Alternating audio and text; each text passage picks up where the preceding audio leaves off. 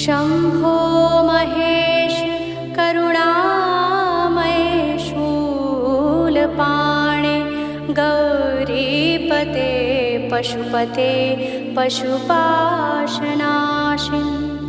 काशीपते करुणया जगदेतदेकस्त्वं हंसि पासि विदधासि महेश्वरोऽसि।